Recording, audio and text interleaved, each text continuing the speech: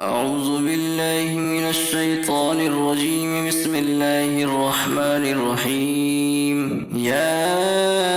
أيها المدثر قم فأنذر وربك فكبر وثيابك فطهر والرجز فهجر ولا تمنن تستكثر ولربك فاصبر فإذا نقر في الناقور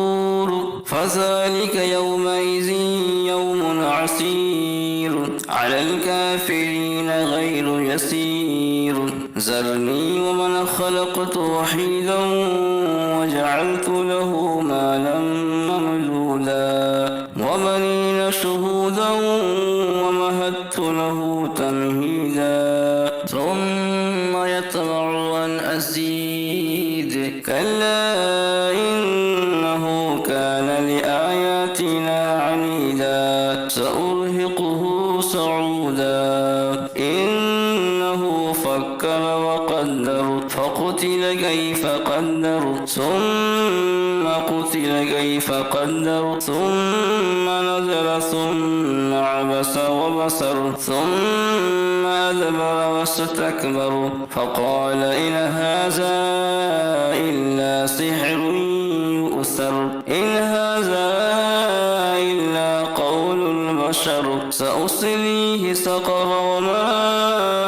أدراك ما سقر لا تبقي ولا تذر لواحة للبشر عليها 19 وما جعلنا أصحاب النار إلا ملائكة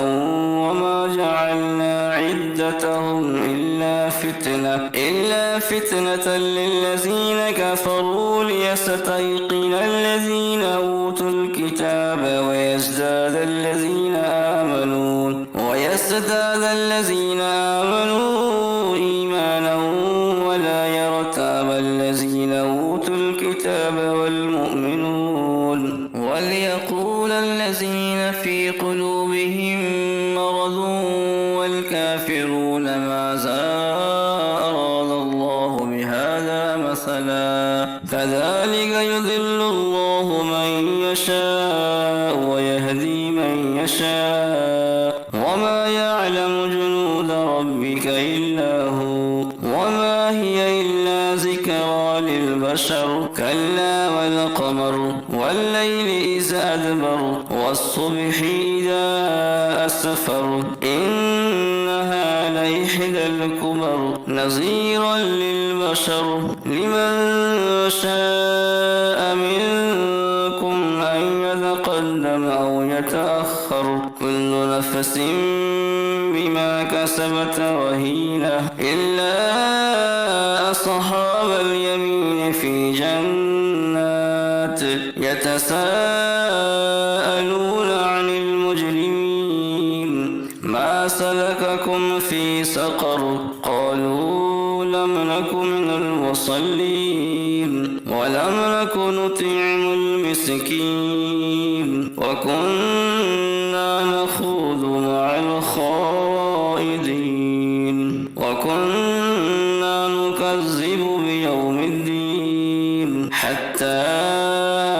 أتانا اليقين فما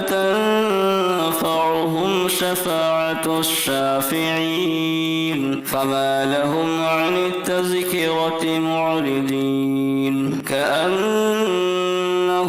حمر مستنفرة فرت من قسورة بل يريد كل امرئ منهم أن يؤتى صحفا منشرة كلا بل لا يخافون الآخرة كلا إنه تذكرة فمن شاء ذكره وما يذكرون إلا أن يشاء الله وأهل التقوى وأهل المغفرة صدق الله